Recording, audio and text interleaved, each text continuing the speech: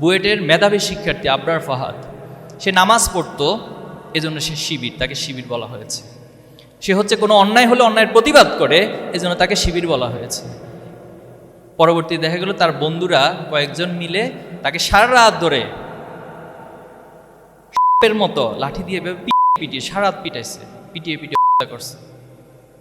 এখন প্রশ্ন হলো, আবরার ফাহাদকে আমরা মেধাবী বলছি, ভালো বলছি, আবরার ফাহাদের সাথে যারা ভর্তি হয়েছিল বুয়েটে, নিঃসন্দেহে তারাও তো অনেক কম্পিটিশন করে, অনেক মেধার পরিচয় দিয়ে সেখানে ভর্তি হয়েছে।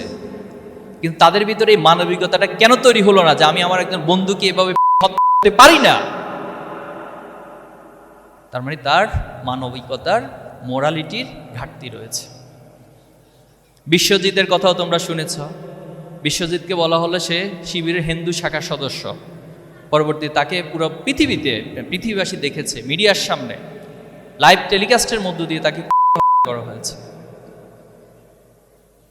এজন্য আমরা ভালো ছাত্র হব, পৃথিবীতে অনেক কিছু অর্জন করব, কিন্তু আমাদের ভিতরে মানবিকতা। তুমি ডাক্তার হও, কিন্তু মানবিক ডাক্তার। তুমি এমন ডাক্তার হইও না তোমার সামনে তোমার রুগী মারা যাচ্ছে কিন্তু তুমি তোমার টাকা পেড করার আগে সেখানে হাত দিবা না, এরকম ডাক্তার তুমি হইও না ভাই। তুমি ইঞ্জিনিয়ার হও, কিন্তু এমন ইঞ্জিনিয়ার হইও না তোমার এক ইঞ্জিনিয়ারিং এর মধ্য দিয়ে কোটি কোটি টাকা, মানুষের টাকা তুমি তোমার পকেটে নিয়ে নিবে, এমন ইঞ্জিনিয়ার হইও না। তুমি এমন শিক্ষক হইও না যে শিক্ষকের কাছে অভিভাবক তার সন্তানকে পাঠিয়ে তাকে টেনশনে থাকতে হয়, তুমি এমন শিক্ষক হইও না। এরকম অনেক শিক্ষককে আমরা পেয়েছি।